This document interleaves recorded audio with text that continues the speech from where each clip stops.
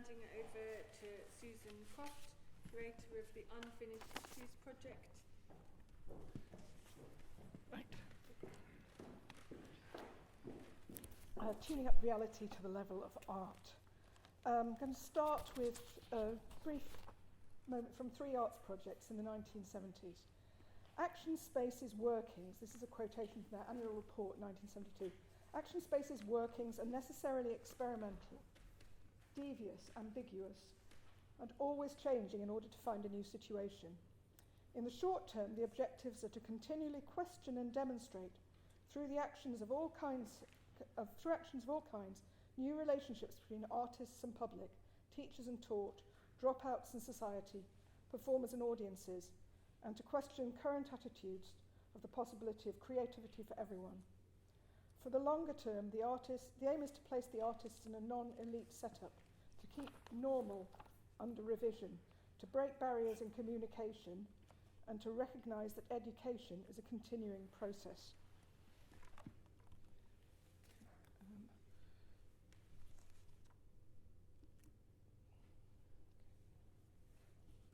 All of us, all the sort of interaction people. So it looked as though it was a sort of full bus, except of course it was black and white, but it just looked very lively. You'd be standing with your shopping because it weren't ordinary bus routes, so you just think, well, I'll just pop out for a couple of eggs and a potato. And then this thing would come along, and you'd think, well, I can't get on that, but you could get on it and go your normal route, but you didn't pay, and you got a film or a play, and you got a nice poem on your ticket written by a leading poet. And maybe you heard a little bit of a song. It was that whole ethos of interaction at that time was really taking art into the community. It did that with street theatre. So my memory is that the ground floor was where we changed, where the seat faced front, faced the driver. The driver was a guy called Taffy Williams. He had a piano on his side, so he put his hands out of his window, and he could play the piano, an electric piano. He was rather a good pianist. When we were performing upstairs, there was a trapdoor, so we used to go down the trapdoor. Or the ladder. Yeah, the ladder or something. That must be difficult. Yeah, really, really difficult. And prepare for the next scene. So Katja would be singing her song. I'd be down, changing for the next thing. She'd finish. Up we go. That was Katja with her song. Thank you, Katja. No big round of applause. She'd go down. We'd do the next. I can't remember what there was a waitress. So I'm just going to queue up for a little bit later. Whoops. Okay, sorry. Right, now I shrink that down and go back to the PowerPoint because I wanted a particular cued moment. I hadn't had time to do a detailed edit. Right, so from current slide. Okay, then the Phantom Captain. Our environmentals involved construction of immersive labyrinths through which audience members wandered or were guided. Otherwise, we were liable to take people unawares by showing up, often unannounced, in non-theatrical locations. Company members were considered to be players rather than actors, and audiences were often inveigled into becoming fellow players, sometimes unaware of who was who. Among our precepts, we regard ourselves as talent scouts for audiences. There's no such thing as a bad audience. It's simply that the wrong people were in the wrong place at the wrong time, facing in the wrong direction. Selected precepts. We want you to slip on the banana skin, only to end up standing on your head, eating the banana. Another one. If we really knew what we were doing, we wouldn't be doing it. In fact, we couldn't be doing it. Our aim to recreate the present. Our slogan, non-conformity for the masses. Our strategy to tune up reality to the level of art. We cannot move mountains, but we can rearrange the surrounding terrain. This is Phantom Captain, as I say, started in 1968 and operated in various forms till 2006, and based, like Action Space and Interaction, whose Fun Up Bus you saw the extract from the film about, are based in Camden in the early to mid-1970s and beyond. This presentation grew out of the work Unfinished Histories has been doing for nearly 10 years, gathering the histories, oral and archival, of the alternative theatre movement. In 2012 to 13, we embarked on our largest project to date with Heritage Lottery funding, training a group of volunteers to work with company originators, many of them now in their 60s, 70s, 80s, to create web-page company histories. And an exhibition, stroke book, called Restaging Revolutions, looking at the period 1968 to 88. The name a reference to Cathy Itzon's book, Stages in the Revolution, Political Theatre in Britain since 68. We were focusing in this project, basically because Heritage Lottery told us we had to narrow it down, primarily on companies operating or performing in two key London boroughs, Lambeth and Camden. Lambeth we chose because of the vital part in alternative theatre history played by Oval House, still in a really important space for new work and development. The reasons for the choice of Camden were that we knew that it was and had been the location of numerous key fringe venues over the period. However, the process of gathering information through interviews with individuals and group events, in that process, we also investigated the infrastructure that supported it and began to build a detailed account of the borough. London Borough of Camden, many of you will know it, it's the one immediately north of Euston, and in fact south of Euston as well. It goes quite a long way south. It was created by the Local Government Reorganisation Act 1965, and as well as affluent areas like Bloomsbury, St John's Wood and Hampstead, the new boundaries incorporated great swathes of poor areas, and it still incorporates poor areas, though not as visibly. Geoffrey Fletcher's book, The London Nobody Knows, published in 1962 and reissued in 1967, had included a chapter on Camden Town. Shabby, run-down, the location of the largest hostel for homeless men in the city, the base of a large Irish community spreading westwards towards Kilburn, with large increases in the 1950s and 1980s, and also a large Greek Cypriot community in Kentish Town who arrived in the 40s and 50s. The southeast edge of the borough incorporated the shabby warehouse districts around Covent Garden and Drury Lane, as they then were, and on its eastern edge is Somerstown, behind what is now the British Library, and the border with the run-down terraces of Islington, and with King's Cross associated with prostitution, coal depots and decaying canal-side industries. Fair bit of gentrification has gone on there. It was cheap, low rent, and because of the canny manoeuvres of long-sighted developers and of the aspirations of the left-wing borough council to demolish large tracts of dilapidated Georgian houses and replace them with estates, large parts of the housing stock were boarded up and left empty. But by the early 1970s, it had started being edgy, radical. Along with the middle-class pioneers of gentrification, it was the focus of key areas of the counterculture and campaigns for political alternatives, creating a growing movement of squats in the boarded-up dwellings, where the squat along Prince of Wales Road would become the largest in Britain, and others included Tolmouth Square, just north of the Euston Road. Long-term, the beneficiaries of this action and the campaigns the squatters helped fight to save the housing stock would be the developers and the wealthy, the very wealthy indeed today, who now own a lot of those buildings. However, they do also include numerous housing co-ops, some short life and some longer life, and housing associations, established as Camden Council, strapped for cash in the recession of the 70s, came to agreements with groups to allow them to retain ownership or management of those buildings.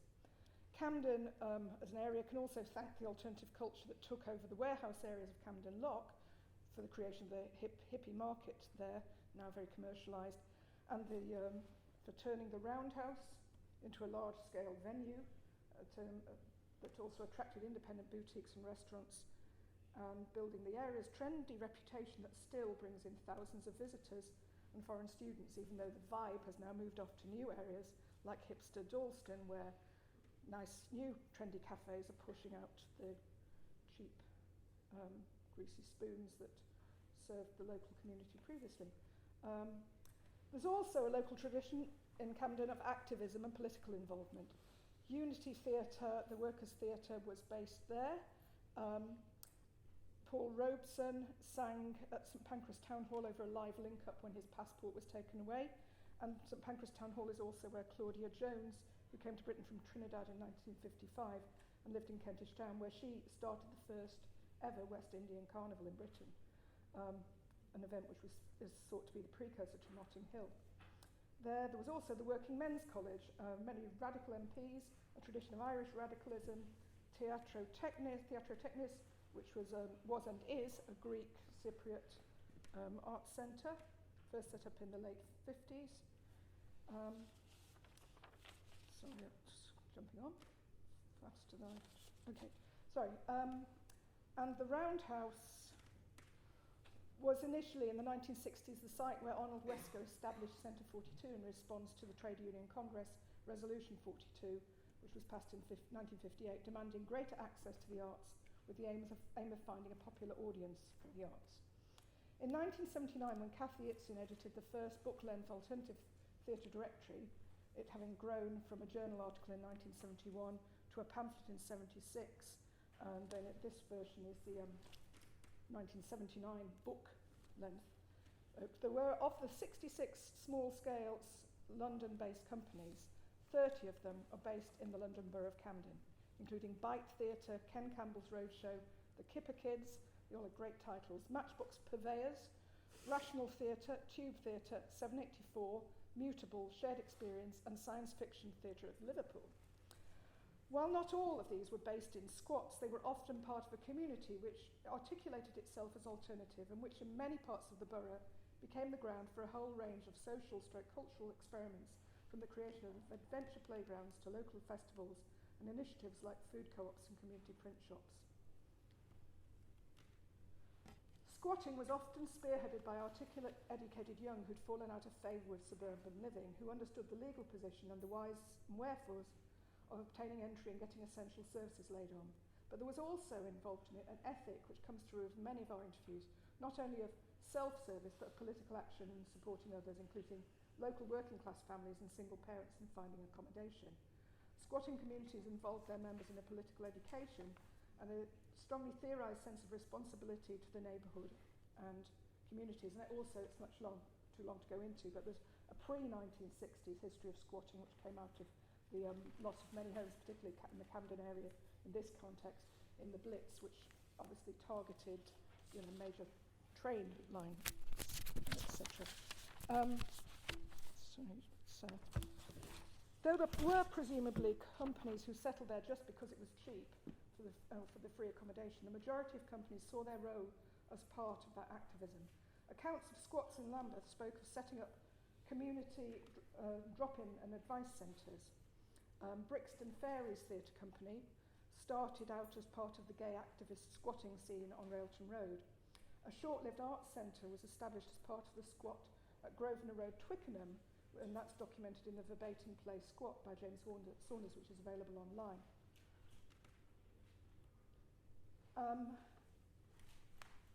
Many alternative theatre productions addressed the politics of housing. The general will toward a show, a melodrama, Victorian-style melodrama called Rent or Caught in the Act, or produced the panto Dick Rip It Down. Rough Theatre, as you see here, doing a show called Squat Now While Stocks Last, and we're still trying to identify which company this is doing street theatre in Tolmers Square as part of their festival. But the use of free or cheap accommodation also enabled radical work. Stir-About were the first company to take theatre into prisons, and they were a strong influence on later groups such as Clean Break. And apparently they rehearsed one of their shows in a squatted mansion on Bishop's Avenue, nice to hear, and set up a prisoner's art gallery, which you can see here, in an empty shop on the Chalk Farm Road. As in many other towns or cities, the multi-art form centre became established in buildings which had lost their original use. The original model of many of them being Jim Haynes's Arts Lab, then as in an old fruit warehouse north of Covent Garden, and now it's a trendy furniture shop.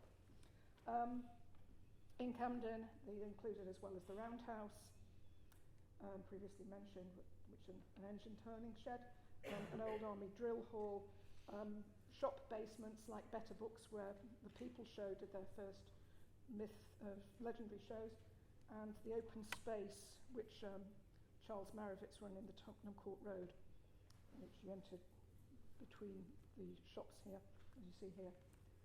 Recreation ground, established a theatre and youth centre and a squatted disused pub, which is incidentally one of the, and some of these are, one of the commercial spaces which have not been criminalised for squatting by the new anti-squatting laws brought in 2012. though with tightened security, such as, especially in London, there seem to be many buildings now with live-in guardians. It's a lot harder to squat even where it's not been directly criminalised. The companies I want to focus on briefly as time is short chose to live and base themselves in Camden for practical reasons to do with space, but also ideological reasons because they wanted to work in the local community. Action Space was founded by Ken Turner, a visual artist who'd rejected the creation of radical art in private galleries in favour of discovering an art form that would be socially and culturally transformative. Mary Turner's ideas, his wife's ideas, were especially influenced by her involvement in playgroups attended by their, just grab the rest of it. So I'm running out of time. Yeah. Okay. Children. They wanted to create a new avenue for the visual arts, contemporary music, and the use of creative play and unifying different ways of working. They were disenchanted with the current visual arts scene, critical of the education system, and the development of high-rise housing and the lack of play space. And their work started through, I'm going to jump through this a bit, a collaboration with Joan Littlewood creating Bubble City on the edge of the City of London, and then in 1969 and 70 with residences in Wapping and an isolated island of rundown warehouses and closed down docks, where they first developed the inflatable structures that they became known for, and also learned to deal with hostility from members of the local community, especially young skinhead gangs. In Camden town, the members of the group benefited from the availability of squats, and the company were given space in a disused piano factory in Harmead Street, NW5. Ken Turner says, space and scale were to my mind were to become formal elements in direct relationship with the human scale, time and movement. My intention is either to make people space in relation to architecture or into the form of landscape gardens, demountable inflatable constructions of flexible plastic air constructions, to be in themselves an environmental art form with public participation as its life force. Now,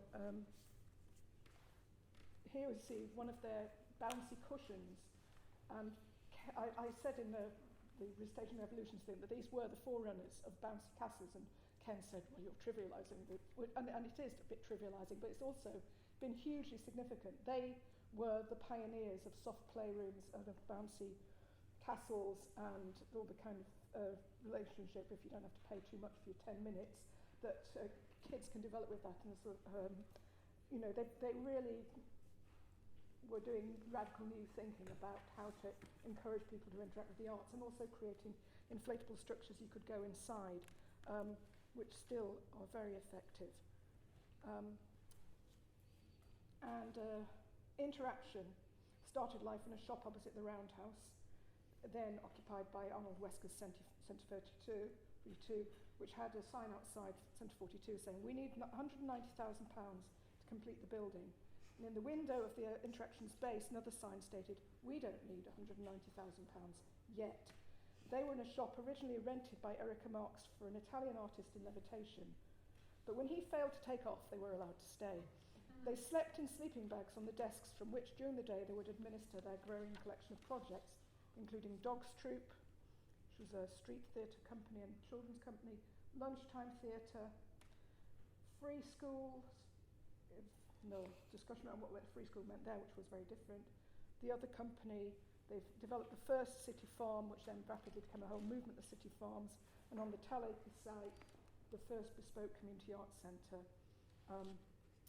And they also had a company called Father Christmas Union, who did large-scale interventions in the street. And